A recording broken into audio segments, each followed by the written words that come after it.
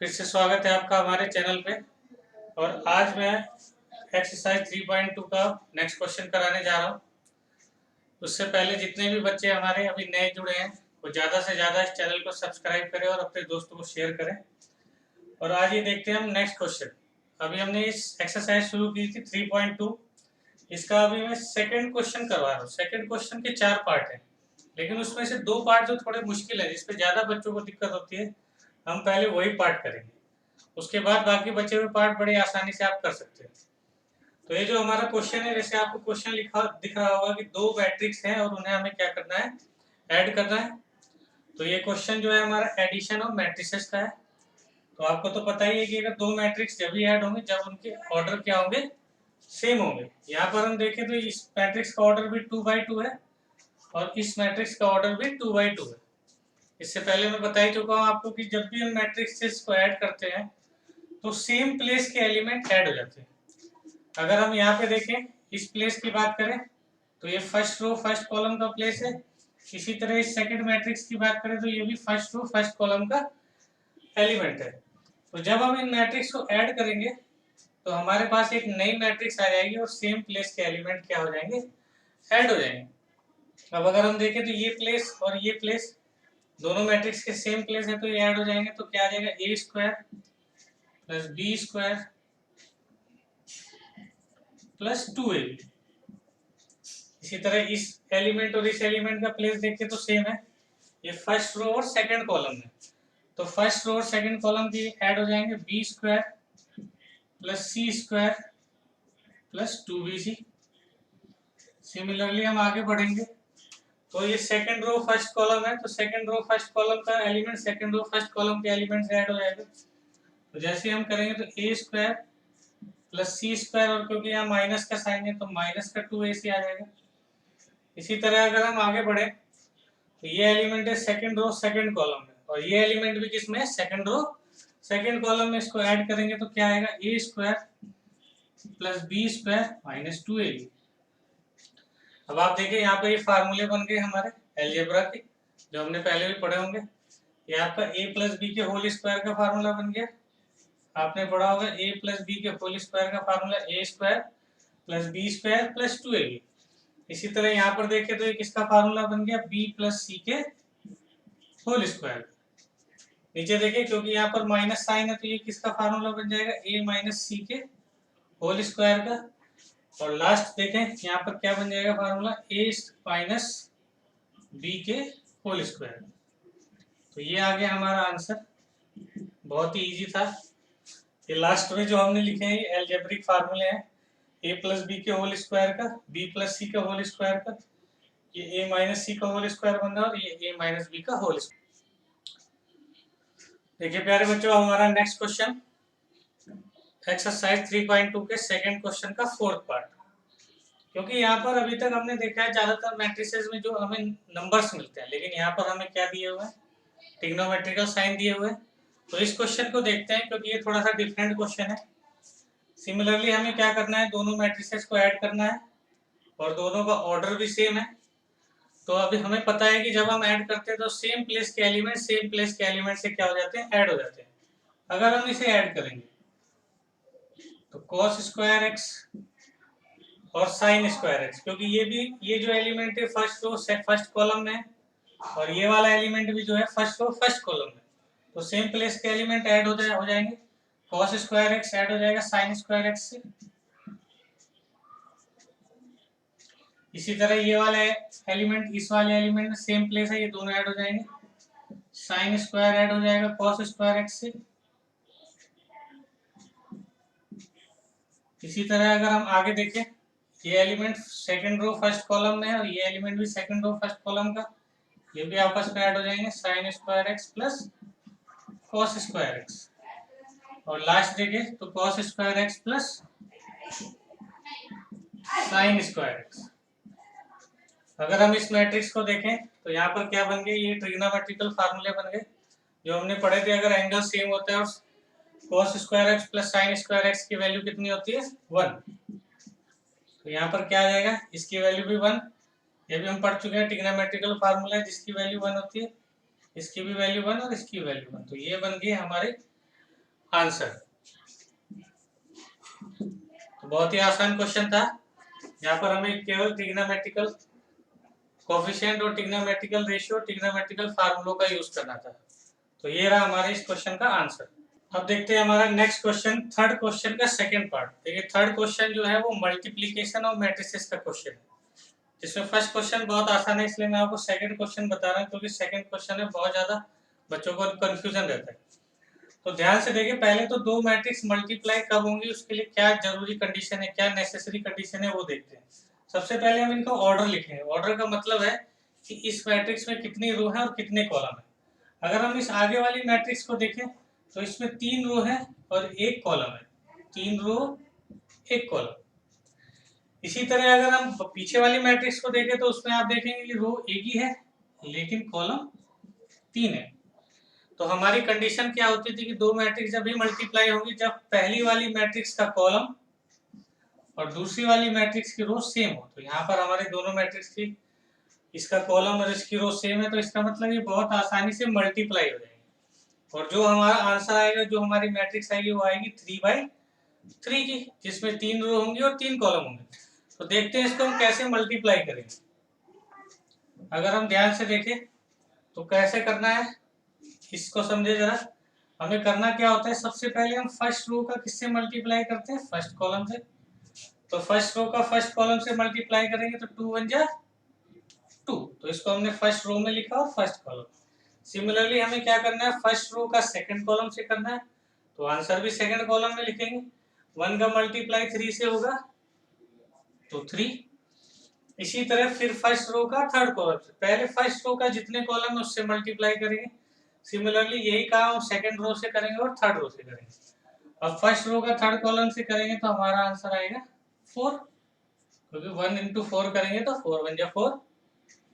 अब यही काम हमें सेकंड कॉलम से करना है, तो सेकंड रो पहले हम सेकंड रो का फर्स्ट कॉलम से मल्टीप्लाई करेंगे, 2 2 जा 4, क्योंकि हम सेकंड रो ले रहे हैं इसलिए इसे सेकंड रो में लिखेंगे। नेक्स्ट है हमारा सेकंड रो का हम किससे करेंगे, सेकंड कॉलम से मल्टीप्लाई, तो 3 2 जा 6। इसी तरह सेकंड रो का थर्ड कॉलम से मल्टीप्लाई करेंगे तो 4 2 जा 8। बहुत ही आसान है बच्चों, ध्यान से देखना है बस हमें। सिमिलरली यही हमें करना है थर्ड रो के साथ। थर्ड रो का फर्स्ट कॉलम से मल्टीप्लाई, थर्ड रो का सेकंड कॉलम से मल्टीप्लाई, थर्ड रो का थर्ड कॉलम से मल्टीप्लाई। अब हम थर्ड रो का अगर फर्स्ट कॉलम से करेंगे तो 3 2 जा 6। थर्ड का सेकंड से कॉलम से करेंगे तो कितना आएगा, 3 3 जा 9। इसी तरह हमें 3 का किससे मल्टीप्लाई करना है, 4 3 जा 12। तो ये रहा आंसर। चलिए देखते हैं नेक्स्ट क्वेश्चन। ये रहा आपके बोर्ड पर, देखिए थर्ड क्वेश्चन का थर्ड पार्ट थोड़ा सा डिफरेंट है। डिफरेंट क्यों है, क्योंकि हमें ऑर्डर कुछ अलग अलग सा दिखाई दे रहा है ना। लेकिन ध्यान रखेंगे मल्टीप्लाई में इसका कोई फर्क नहीं पड़ता, क्योंकि मल्टीप्लाई की कंडीशन एडिशन और सब्ट्रैक्शन से थोड़ी सी डिफरेंट है। अब देखते हैं कैसे इसका मल्टीप्लाई करेंगे। तो सबसे पहले मल्टीप्लाई करने से पहले हम इसका ऑर्डर चेक करेंगे।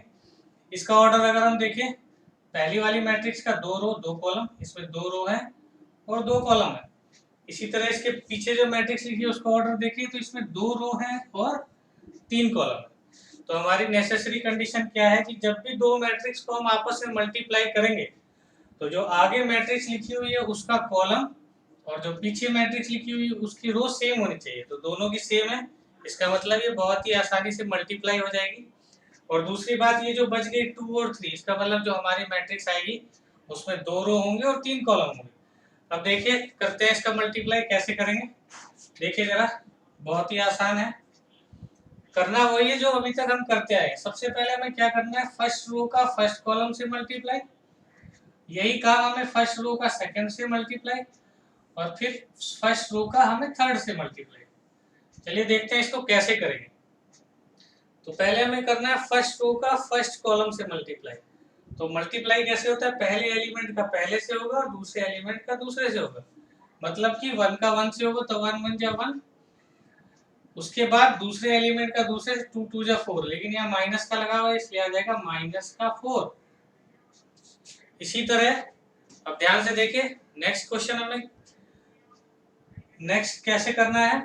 अब हमें फर्स्ट रो का सेकंड कॉलम से करना है, तो वही तरीका है, पहले एलिमेंट का पहले से मल्टीप्लाई और दूसरे एलिमेंट का दूसरे से मल्टीप्लाई, तो 1 का अगर हम 2 से मल्टीप्लाई करेंगे तो 2 आएगा, और -2 का 3 से करेंगे तो 3 2 जा 6, क्योंकि माइनस का साइन आ रहा है।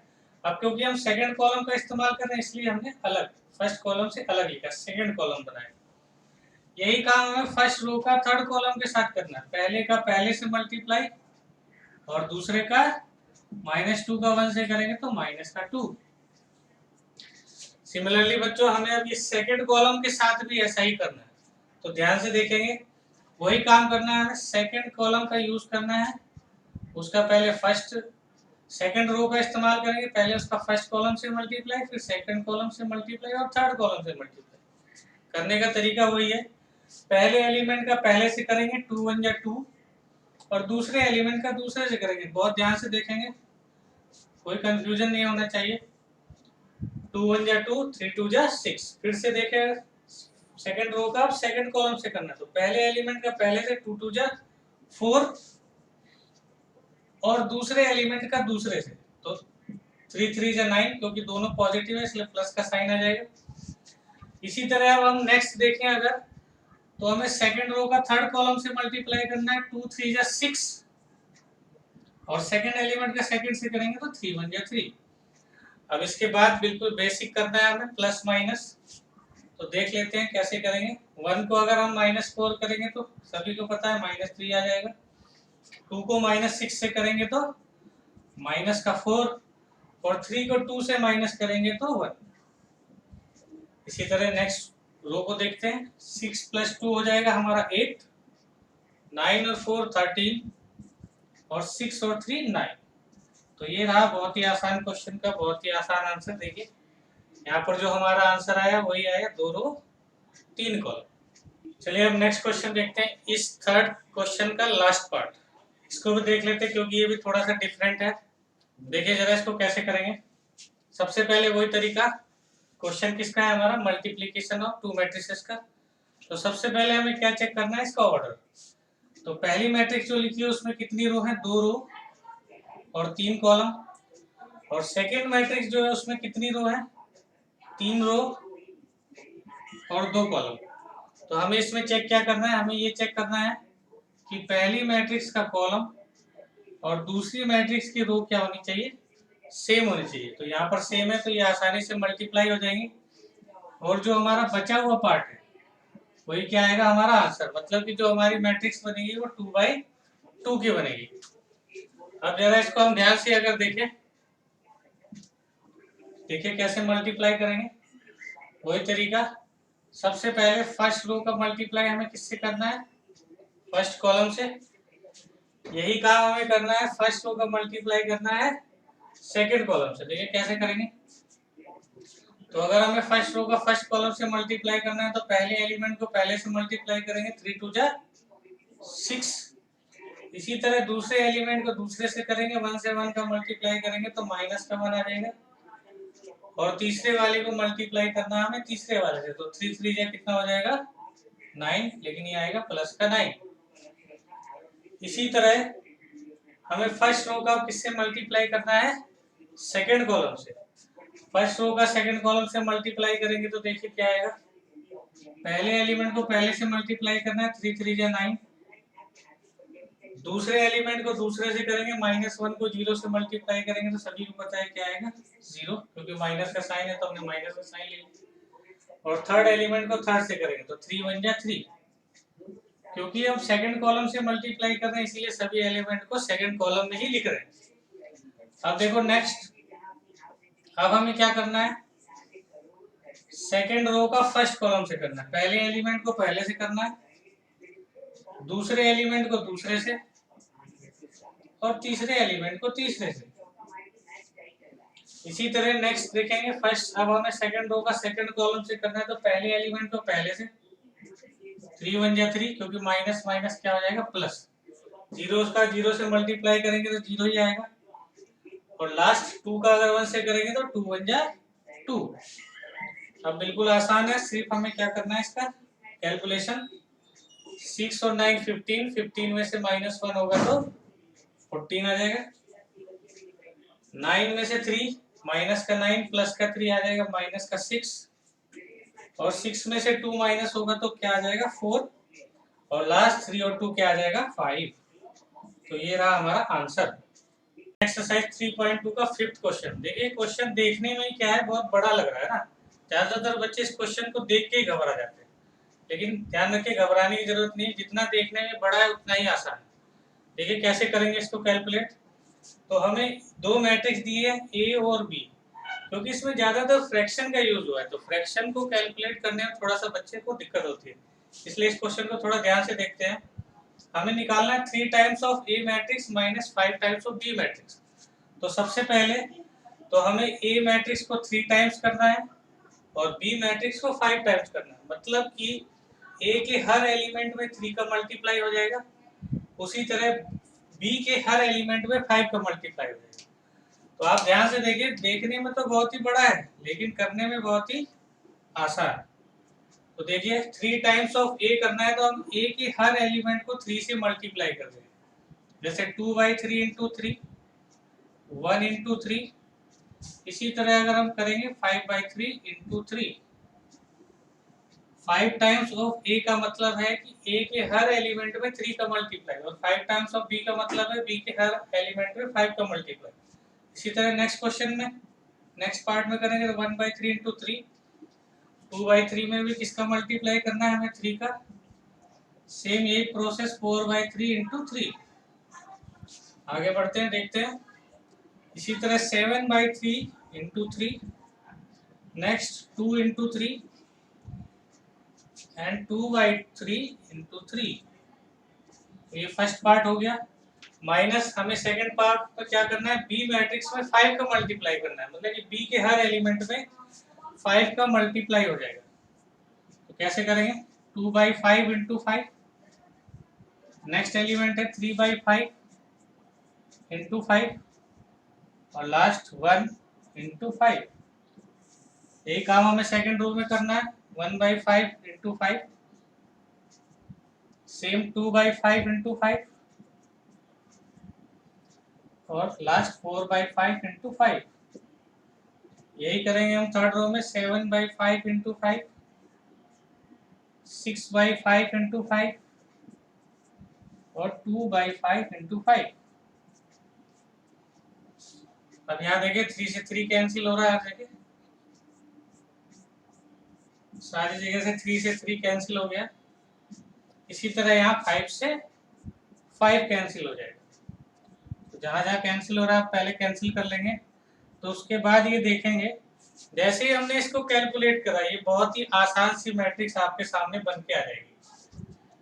अब इसको हमें आगे कैलकुलेट करना है, तो मैं यहाँ ऊपर कर दे रहा हूँ। देखिए अब हमारा, अब देखिए आगे, अब हम इसको अगर सॉल्व करके लिखते हैं तो कितनी आसान मैट्रिक्स बनेगी। यहाँ पर क्या बचा हमारा 2, यहाँ 3 1 जा 3, और यहाँ पर 5। इसी तरह आगे बढ़ेंगे, यहाँ क्या बचा 1, यहाँ 2, और यहाँ 4, यहाँ 7, यहाँ 3 2 जा 6, और यहाँ पर 2। माइनस करना है हमें। अब सेकेंड मैट्रिक्स को देखते हैं क्या बचा। यहाँ पर फर्स्ट एलिमेंट में 2, नेक्स्ट 3, और उससे नेक्स्ट है हमारा 1। सिमिलरली आगे बढ़ेंगे तो 1 2 और 4, और उसके बाद लास्ट में क्या बचा हमारा 7 6 और 2। तो ये हमारी बन गई दो मैट्रिसेस। अभी बिल्कुल फर्स्ट क्वेश्चन की तरह ही बन गई, 7 6 2 1 2 4 2 3 5। यहाँ पर 5 1 जा 5 हो जाएगा, ये थोड़ा सा कैलकुलेशन मिस्टेक हो गई, 5 1 जा 5। अब देखिए ये वैसे ही क्वेश्चन बन गया जैसा हमारे एक्सरसाइज का फर्स्ट क्वेश्चन है, बिल्कुल दोनों मैट्रिक्स को माइनस करना है, तो बहुत ही आसान होगा इसको माइनस करना। देखिए हम इसको माइनस करेंगे तो वही सेम प्लेस के एलिमेंट आपस में माइनस हो जाएंगे। जैसे ही कैलकुलेट करेंगे तो 2 माइनस हो जाएगा 2 से, सिमिलरली 3 माइनस हो जाएगा 3 से, और 5 माइनस हो जाएगा 5 से। यही काम हमें सेकेंड रो में करना है, 1 - 1 2 minus 2, 4 minus 4, 7 minus 7, 6 minus 6, 2 minus 2। इसी को अगर हम कैलकुलेट करें तो आंसर आ गया हमारा 0 0 0 0 0 0 0 0 0।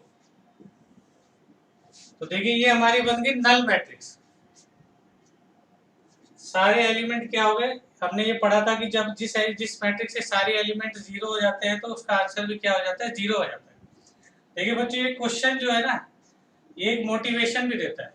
मोटिवेशन ये है कि मुसीबत जितनी भी मुश्किल दिखती है उसका हल उतना ही आसान होता है। अब आप देखिए एक क्वेश्चन देखने में कितना मुश्किल था लेकिन इसका आंसर कितना आसान तरीके से आ गया। ठीक है बच्चों, नोट कर लीजिए। Question number 7। क्वेश्चन नंबर 7 एक इक्वेशन के तौर पे दिया हुआ और सामने क्या है, एक मैट्रिक्स है। कैसे सॉल्व करेंगे ये देखते हैं क्वेश्चन नंबर 7 को। तो जैसे कि हम एक इक्वेशन को किसके साथ डील करते थे, इक्वेशन को हम क्या करते थे, सॉल्व करते थे। जब भी हमें linear equation of two variable मिलती थी तो हम एक मेथड अपनाते थे, एलिमिनेशन मेथड। यहाँ देखिए वैल्यू सेम है लेकिन साइन डिफरेंट है तो y से y कैंसिल आउट हो जाएगा, बचेगा क्या, x और x 2x। अब हमने इन दोनों इक्वेशन को ऐड करा है तो ये दोनों मैट्रिक्स भी ऐड हो जाएंगे। तो ऐड हम करेंगे कैसे, 7 0 2 5 ऐड हो जाएगी 3 0 0 3।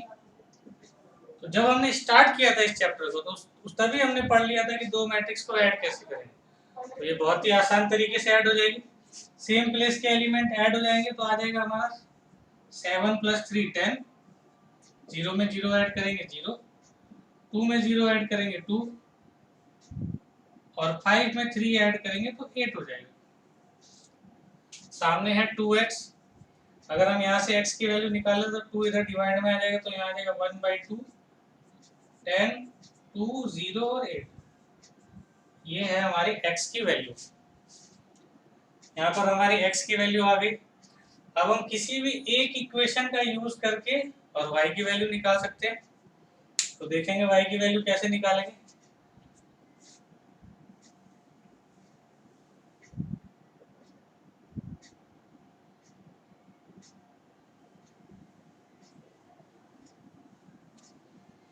इसी तरह अगर मुझे y की वैल्यू निकालनी है तो हम क्या कर सकते हैं, वही दोबारा देखिए y की वैल्यू निकालने के लिए जैसे मैंने x की वैल्यू निकाली इसी तरह हम y की वैल्यू भी निकाल सकते हैं। मतलब कि हम इसी इक्वेशन को अगर सब्ट्रैक्ट कर दें तो साइन चेंज हो जाएंगे, तो यहाँ x से x कैंसिल आउट हो जाएगा।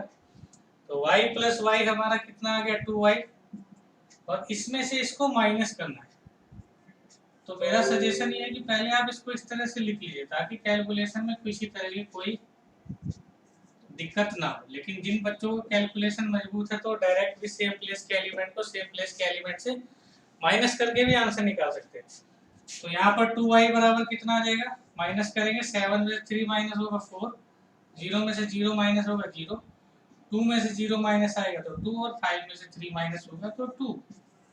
अब ये 2 उधर डिवाइड में चला जाएगा तो y की वैल्यू कितनी हो जाएगी, 1/2 4 2 0 2। और क्योंकि 2 से डिवाइड कर रहे हैं तो हम सारे एलिमेंट 2 से डिवाइड हो जाएंगे तो हमारा आंसर आ जाएगा 2 1 0 1 and that is the final answer. तो ये आ गया हमारा x और y की वैल्यू।